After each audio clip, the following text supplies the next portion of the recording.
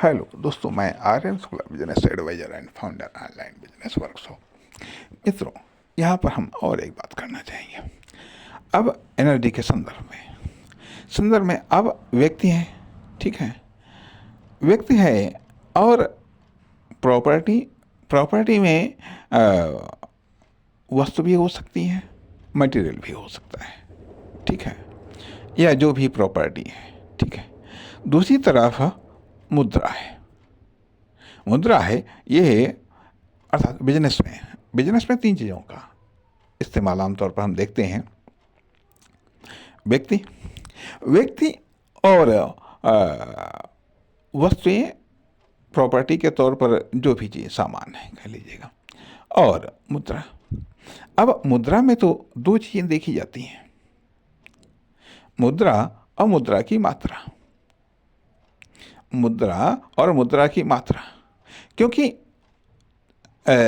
मुद्रा की डिमांड हर समय, और मुद्रा सबको चाहिए, ठीक है। मुद्रा सबको चाहिए, इसलिए उसकी चेंजिंग पावर नहीं देखी जाती है, या उसकी यूजिंग या इस्तेमाल पावर नहीं देखी जाती है, क्योंकि वो सबको चाहिए, इसलिए मुद्रा देखी जाती है, मुद्रा की मात्रा देखी जाती है। अर्थात जो एनर्जी है मुद्रा अपने आप में एक एनर्जी है, बिजनेस के लिए एक एनर्जी है, ठीक है। एनर्जी के सोर्सेस बिजनेस है में एनर्जी के सोर्सेस मुद्रा है, तो मुद्रा दिखेगी और मुद्रा की मात्रा देखी गई। और चूंकि मुद्रा सबको चाहिए, इसलिए मुद्रा के द्वारा हम कुछ भी बदल सकते हैं, ठीक है। अब दूसरे नंबर पर आती है प्रॉपर्टी या साधन या संसाधन, ठीक है। साधन या संसाधन, क्योंकि मुद्रा का एकाधिकार है, तो उसमें ये नहीं देखा जाता है ये किस प्रकार की मुद्रा है या कौन सी मुद्रा है। स्वाभाविक बात है, मुद्रा का एकाधिकार है, सिर्फ एक देश में एक ही मुद्रा चलती है, तो इसलिए उसमें ये नहीं देखा जाता। लेकिन प्रॉपर्टी में तमाम सारे ऑप्शन हैं कि प्रॉपर्टी के रूप में है क्या चीज़ और उसकी डिमांड कितनी है, अर्थात उसकी वैल्यू कितनी है। अर्थात जो प्रॉपर्टी है, प्रॉपर्टी का अर्थ यहाँ सिर्फ केवल जमीन जायदाद सोना चांदी से ही नहीं है। जो भी वस्तुएं हैं, ठीक है, जो भी वस्तुएं हैं उनके संदर्भ की हम बात कर रहे हैं, तो उसकी वैल्यू कितनी है, उसकी इकोनॉमिक वैल्यू क्या है, उसके मार्केट वैल्यू क्या है, और उसकी एक्सचेंज पावर कितनी है, अर्थात उसकी कितनी डिमांड है, या उसके बदले में क्या क्या बदला जा सकता है, या उसको कितनी आसानी से उसको मुद्रा के रूप में कन्वर्ट किया जा सकता है। यदि हम अन्य चीज़ों को छोड़ दें तो उसको मान लिया उसकी वैल्यू कितनी है, उसकी इकोनॉमिक वैल्यू कितनी है, या उसकी मार्केट वैल्यू कितनी है, तथा उससे तात्कालिक तौर पर कितनी मुद्रा प्राप्त की जा सकती है, मुद्रा के रूप में उसकी एक्सचेंज पावर कितनी है, ठीक है। तो ये प्रॉपर्टी की बात आती है कि अर्थात प्रॉपर्टी एनर्जी का स्रोत है बिजनेस में। तो इसमें तीन चीज़ें देखी गई किस प्रकार की प्रॉपर्टी, किस प्रकार की वो संपत्ति है, तथा उसकी value, economic value, market value, ये सब कितनी है, और किसी समय विशेष में उससे कितनी मुद्रा प्राप्त की जा सकती है, ठीक है। एक चीज़, दूसरी चीज़ ये भी आ सकती है कि बिजनेस के क्षेत्र में उसका इस्तेमाल क्या है। बिजनेस के क्षेत्र में तो उसका इस्तेमाल, क्योंकि मुद्रा का तो बहुत सारे हर क्षेत्र में इस्तेमाल हो सकता है, लेकिन प्रॉपर्टी का बिजनेस में हर क्षेत्र में इस्तेमाल नहीं हो सकता है। बिजनेस में हर प्रकार की प्रॉपर्टी का इस्तेमाल अलग अलग हो सकता है, ठीक है। अब तीसरी चीज़ आती है कि व्यक्ति बिजनेस में एनर्जी का स्रोत व्यक्ति है। अब व्यक्ति में क्या देखा जाता है? व्यक्ति में क्या देखा जाता है कि एनर्जी किस प्रकार की है तथा कितनी एनर्जी है, कितनी एनर्जी है तथा एनर्जी का फोर्स क्या है, वोल्टेज क्या है, एनर्जी का वोल्टेज क्या है। जहाँ तक कि थोड़ा थोड़ा बात समझ में आती है, थोड़ा थोड़ा बात समझ में आती है कि मान लिया एक चीज़ ये आती है कि जैसे ये किसी एम्प्लॉय को जब हम हायर करते हैं, ठीक है, तो ठीक है, उसने अपने कागज़, अपने सर्टिफिकेट, ये जो भी उसके प्रमाण पत्र हैं वो दे दिए,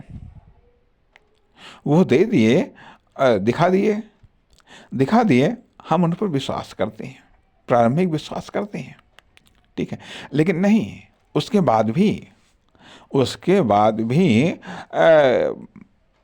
विभिन्न जगहों पर भिन्न भिन्न प्रकार की परीक्षाएं होती हैं, भिन्न भिन्न प्रकार की परीक्षाएं होती हैं।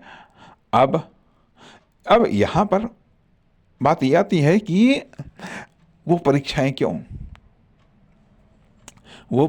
क्यों, अर्थात जो सामान्य तौर पर जिस प्रकार के प्रमाण पत्र ये जो परीक्षाएं पास की हैं, हम उस प्रकार की परीक्षा ले सकते हैं, लेकिन हम दूसरे प्रकार की परीक्षाएं लेते हैं, अर्थात उसकी कैपेसिटी, उसकी भंडारण क्षमता का हम आकलन करने का प्रयास करते हैं, उसकी एनर्जी की भंडारण क्षमता का हम आकलन करते हैं तथा भंडार करने की क्षमता, उसकी टोटल भंडारण क्षमता तथा उसकी भंडार करने की क्षमता, उसमें कितना भंडार है उसको हम जानने का प्रयास करते हैं, ठीक है। उसका मूल्यांकन हो गया, उसके बाद भी हम इंटरव्यू रख देते हैं। क्यों? जब उसने लिखित परीक्षा पास कर ली अर्थात अंदाजा हो गया, लेकिन उससे वोल्टेज का तो अंदाजा नहीं हुआ, एनर्जी का अंदाजा हो गया, ठीक है, एनर्जी का अंदाजा हो गया, एक एनर्जी का अंदाजा हुआ उसके प्रमाण पत्रों से, दूसरे एनर्जी का अंदाजा हुआ हमको कि एनर्जी की कितनी मात्रा है और उसकी कैपेसिटी कितनी है। ये हमने जो विशेष परीक्षा रखी है उसके आधार पर अंदाजा लग गया, लेकिन वोल्टेज कितना है यह इंटरव्यू में हम जानने का प्रयास करते हैं कि उसमें उस एनर्जी का वोल्टेज कितना है। अब अर्थात हमको एनर्जी चाहिए, एनर्जी की मात्रा चाहिए, साथ ही साथ वोल्टेज चाहिए। तो अपने आप में व्यक्ति क्या है? व्यक्ति एक बैटरी की तरह है, जिसमें एनर्जी है, एनर्जी एक भंडारित एनर्जी है, साथ ही साथ उसका एक वोल्टेज है, तो अब ये तीन चीजें हैं, ये तीन साधन हैं या संसाधन है, ठीक है। अब वहीं एक अन्य संदर्भ में हम बिजनेसमैन हैं, हम एंटरप्रेन्योर हैं, तो जिस तरीके से हम एम्प्लॉय में ये तीन चीज़ें खोजते हैं, तो वही तीन चीज़ें तो हमारे में भी होंगी। अर्थात अब एम्प्लॉय के लिए उसका जो एजुकेशन सिस्टम्स है, ठीक है, उसके आधार पर हम डिसाइड कर लेते हैं, अर्थात नॉर्मल एजुकेशन के आधार पर हम रख रहे हैं या डिमांडेड एजुकेशन के आधार पर रख रहे हैं। एक बिजनेसमैन या एंटरप्रेन्योर सिर्फ केवल नॉर्मल एजुकेटेड है या फिर डिमांडेड एजुकेटेड है। चलिए और एक संदर्भ में बात आती है कि जब हम एक स्थिति हुआ जब हम सक्सेस प्राप्त नहीं करना चाहते हैं, जब हम सक्सेस नहीं प्राप्त करते हैं। दूसरी चीज, जब हम सक्सेस प्राप्त करना चाहते हैं, दूसरी चीज जब हम सक्सेस प्राप्त करना चाहते हैं, तो जो सक्सेस प्राप्त करना चाहते हैं, क्या उसके लिए हम डिमांडेड एजुकेटेड हैं? डिमांडेड एजुकेटेड हैं। और यदि, चलिए ठीक है, अब डिमांडेड एजुकेटेड भी है, तो अब परीक्षा क्या हम दे रहे हैं? क्या परीक्षा देने के लिए हम तैयार हैं? तैयार है, उस पर भी क्या इंटरव्यू? अब यहाँ पर ये सब चीज़ें जब हम सक्सेस को पाना चाहते हैं, ठीक है, मान लीजिए जब एम्प्लॉई है, एम्प्लॉई को हम हायर कर रहे हैं, एम्प्लॉई को हम हायर कर रहे हैं, तब तो बात ये समझ में आती है कि ठीक है, यदि हम हायर कर रहे हैं तो हम उसके परीक्षक हैं, ठीक है, हम उसके परीक्षक हैं, हम उसके फोर्स को चेक करने वाले हैं, फोर्स को चेक करने वाले। लेकिन जब हम सफलता को पाना चाहते हैं, सफलता को पाना चाहते हैं, यह जब हम बिजनेसमैन या एंटरप्रेन्योर के रूप में हम मार्केट में आना चाहते हैं, तो तब संभवतः जो हमारा कस्टमर है वही हमारा परीक्षक है, वही हमारा परीक्षक है। तो कहने का अर्थ यह बनता है कि व्यक्ति में हम ये देखते हैं कि किस प्रकार की एनर्जी है, उसकी भंडारण कैपेसिटी कितनी है, या उसकी भंडारित एनर्जी कितनी है, और उसका वोल्टेज कितना है। लेकिन प्रॉपर्टी या पैसे के मामले में हम इन चीज़ों को नहीं देख सकते हैं। उसमें सिर्फ किस प्रकार की प्रॉपर्टी है तथा उसकी इकोनॉमिक वैल्यू क्या है, और उसकी पैसे के संदर्भ में चेंजिंग पावर कितनी है, पैसे के संदर्भ में उसकी मात्रा देखी जाती है। तो इस आधार पर जब हम व्यक्ति के तौर पर, चाहे बिजनेसमैन हो या एंटरप्रेन्योर हो या फिर सक्सेस को चाहने वाले हों, ये तीनों चीज़ें चाहिए। अर्थात अब बेसिक एनर्जी, डिमांडेड एनर्जी और करंट एनर्जी। बेसिक एनर्जी अर्थात इंटरव्यू के द्वारा हम कभी कभी करंट एनर्जी का भी चेक करते हैं। अर्थात अब एनर्जी यहाँ पर 3 प्रकार की हुई: बेसिक एनर्जी, डिमांडेड एनर्जी और करंट एनर्जी। अर्थात जैसे कि मान लिया, जब हम सक्सेस चाहते हैं, मतलब बेसिक एनर्जी, हमारे पास में बेसिक एनर्जी क्या है, जो आमतौर पर, कॉमन तौर पर लगभग समय पाई जाती है, लेकिन वह एनर्जी या उस एनर्जी के प्रकार या उस एनर्जी की मात्रा या उस एनर्जी का वोल्टेज सब में समान नहीं होता है। तो इसलिए कॉमन एनर्जी की मात्रा, कॉमन एनर्जी की कैपेसिटी, कॉमन एनर्जी का वोल्टेज एक चीज़। और जब हम किसी फील्ड में सक्सेस चाहते हैं, जब हम किसी फील्ड में सफलता चाहते हैं, या जब हम बिजनेस में सफलता चाहते हैं, तो उसकी कुछ डिमांडेड एनर्जी, उस सक्सेस की या उस बिजनेस की कुछ डिमांडेड एनर्जी की आवश्यकता होती है, कुछ उसकी डिमांड होती है। एनर्जी को लेकर के, एनर्जी की किसी प्रकार को लेकर के डिमांड होती है, एनर्जी की कैपेसिटी को लेकर के डिमांड होती है, तथा एनर्जी के वोल्टेज को लेकर के डिमांड होती है, ठीक है। और फिर डिमांडेड एनर्जी, फिर करंट एनर्जी